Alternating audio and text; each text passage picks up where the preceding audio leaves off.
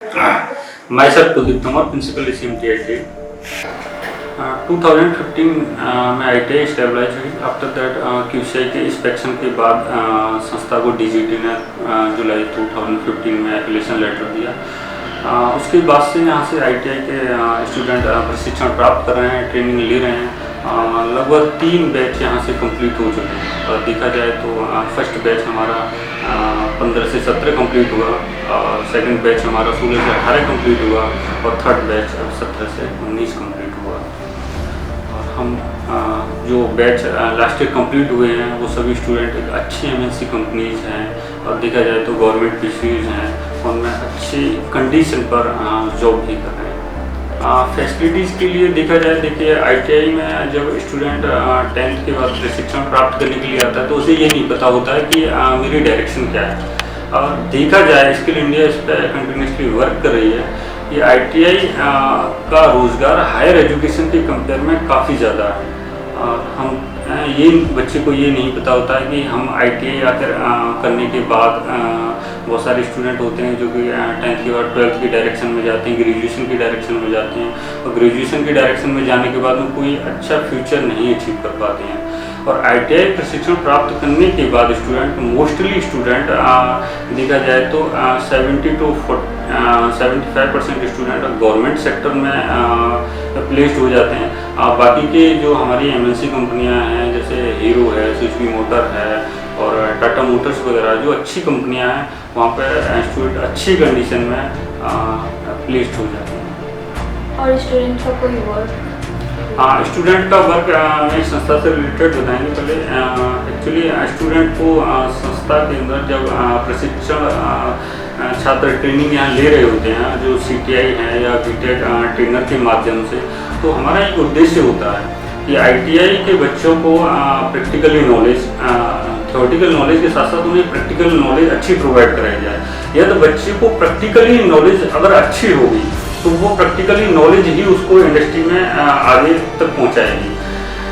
जब स्टूडेंट आता है इंस्टीट्यूशन में, जब सेशन स्टार्ट होता है, जब उनकी ट्रेनिंग स्टार्ट होती है, तो हम उनको थ्योरेटिकल और प्रैक्टिकल के साथ साथ जो ITI से रिलेटेड जितनी भी डिपार्टमेंट्स हैं जहाँ गवर्नमेंट PSUs हैं, उनके लिए बच्चों को प्रिपेयर कराते हैं। उनके लिए अलग से देखा जाए तो मैथमेटिक्स की क्लासेस है, रीजनिंग है, GS है, GK है, ताकि स्टूडेंट यहाँ जो 2 साल में उसने जो प्रशिक्षण प्राप्त किया, प्रशिक्षण प्राप्त करने के बाद में उसे इतनी अच्छी कंडीशन की नॉलेज गेन करके यहाँ से जाए कि प्राइवेट सेक्टर के साथ साथ वो गवर्नमेंट सेक्टर को हिट कर पाए।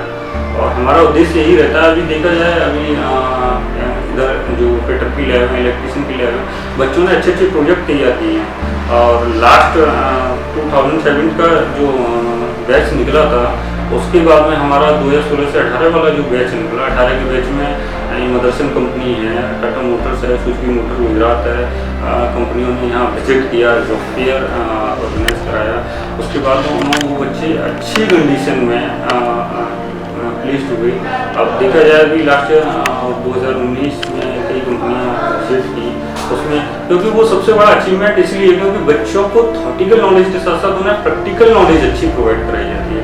CTI ट्रेनर्स के द्वारा, BTech ट्रेनर्स के द्वारा, और अच्छी जो नॉलेज उन बच्चों को मिलती है। जब उनका थ्योरेटिकल बेस स्ट्रॉन्ग होगा, प्रैक्टिकली बेस स्ट्रॉन्ग होगा, तो डेफिनेटली वो अच्छी जगह पहुँचेंगे। ओवरऑल व्यू, मैं माइसेल्फ प्रिंसिपल देखा जाए, ओवरऑल व्यू हमने ये फील किया कि ITI चलिए NCVT वो उनके थ्रू जो भी संस्थाएं रन कर रही हैं, सरकार भी इन पर अमल कर रही है कि बच्चों को अच्छी एजुकेशन मिले। देखा जाए तो ITI का आने वाले समय में और लास्ट आपके 5 to 6 ईयर में जो स्कोप इंक्रीज हुआ है वो मैं आई थिंक जानता हूँ कि अदर कोर्सेज का नहीं है। सेकंड सबसे बड़ी अच्छी अपॉर्चुनिटी रहती है बच्चे के लिए कि ITI करने के बाद में वो पॉलिटेक्निक करना चाहता है, पॉलिटेक्निक कर सकता है, उसे केवल डायरेक्ट लिटरल एंट्री में एडमिशन मिल जाता है। BTech करना चाहता है, BTech भी कर सकता है, उसे उसमें भी बेनिफिट्स मिल जाता है, उसका बेस स्ट्रॉन्ग हो जाता है। जब बच्चे का बेस स्ट्रॉन्ग होगा तो आगे जाके उसे हायर एजुकेशन में कहीं भी कोई भी डिफिकल्टी फेस नहीं करनी पड़ेगी।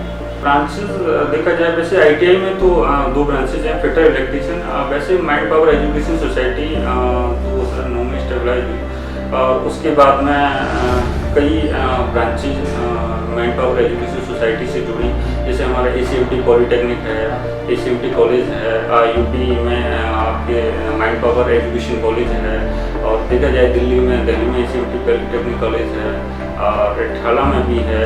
तो धीरे धीरे करके ब्रांचें ग्रोथ करती गई और ये सारा अचीवमेंट है कि हम लोगों ने, मैनेजमेंट ने, संस्था ने बच्चों के ऊपर पूर्णतः ये ध्यान में रखते हुए कि बच्चे की कैपेसिटी क्या है, बच्चे को हमें कहाँ तक ले जाना चाहिए, वहाँ तक संस्था ने उसे ले जाने का काम किया और उसी का रिजल्ट है जो कि आज अगर देखा जाए बच्चे यहाँ से अच्छी जगह प्लेस्ड हो रहे हैं। और ये संस्था नहीं इस बात को कह रही है, ओवरऑल अगर रिजल्ट देखा जाए लगातार जॉइंट डायरेक्टर हैं, प्रिंसिपल हैं, नोडल, उनके द्वारा इंस्पेक्शन होते रहते हैं कि बच्चों को हम लोग क्या दे रहे हैं, बच्चों को ट्रेनर जो संस्था के अंदर हैं वो उनको अच्छी एजुकेशन दे रहे हैं कि नहीं दे रहे हैं, संस्था अपना काम पूरा कर रही है सही तरीके से कि नहीं कर रही है।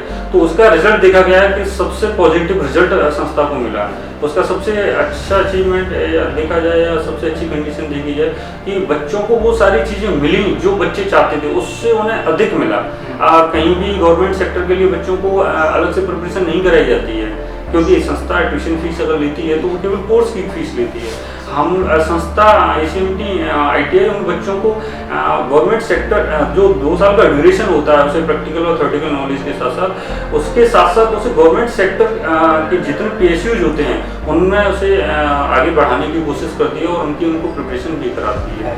और यही अचीवमेंट है संस्था का कि बच्चे अब देखा जाए रिफाइनरी या मथुरा रिफाइनरी में लास्ट ईयर हमारे 9 स्टूडेंट सेलेक्ट हुए थे, अभी रेलवे में करीबन आपके 17 स्टूडेंट सेलेक्ट हुए हैं, और आपके घील है NTPC उनमें भी स्टूडेंट सेलेक्ट हुए हैं, और MNC कंपनियों में भी स्टूडेंट सेलेक्ट हुए हैं। सर मतलब ओवरऑल ACMT में कहीं से कहीं तक आपको प्रॉब्लम नहीं आती? आप नहीं, प्रॉब्लम की कोई बात ही नहीं है। अगर हम अपना टारगेट डिसाइड करके और बच्चों के हित में अगर सोच के चलेंगे तो प्रॉब्लम आने की कोई कंडीशन ही नहीं खड़ी होती है। यदि आप ऑनेस्टली संस्था को लेकर चल रहे हैं, एक प्रिंसिपल का दायित्व होता है कि बच्चों की फीलिंग्स को समझें, बच्चों को हमें क्या देना चाहिए वो सारी चीज़ें समझें, और संस्था का भी दायित्व है कि बच्चों को क्या देना चाहिए। और ये उसी का रिजल्ट है कि आज आपकी ITI की कंडीशन अच्छी कंडीशन, और ACMT पूरे दिल्ली से लेकर आगरा तक देखा जाए तो एक अच्छी कंडीशन है, और ये रिजल्ट बता रहा है, बच्चे बताते हैं। हाँ, स्टडी के अलावा जो बच्चों को गेम्स हैं, हम गेम्स के लिए भी नवंबर 15 डेज का उनको ड्यूरेशन देते हैं, जैसे आपकी रेस हुआ, कबड्डी हुई, क्रिकेट्स हुआ, ताकि बच्चे को ये चीज़ ये ना लगे कि मेरी पढ़ाई के साथ साथ मुझे कुछ एंटरटेनमेंट नहीं दिया जा रहा है और केवल एक पढ़ाई। उसके बाद सैटरडे को एक प्रोजेक्ट क्लास रखते हैं, उसमें बच्चों की जो तैयारी होती है वो डिस्कस करते हैं। देखिए ITI का एक कॉन्सेप्ट है, अगर प्रैक्टिकली नॉलेज बच्चे को सही है तो वो बच्चा सक्सेस है, प्रैक्टिकल नॉलेज के साथ नहीं आगे चल सकता है। आप सपोज करिएगा कि हमें किसी व्हीकल के इंजन को असेंबल कराना है, तो जब तक हम उसे दिखाएंगे नहीं, जब तक उसके बारे में हम बताएंगे नहीं, जब तक वो असेंबल नहीं कर पाएगा। और हम प्रोजेक्टर पर उन चीज़ों को दिखाते हैं, उसके बाद उसका इम्प्लीमेंट करते हैं।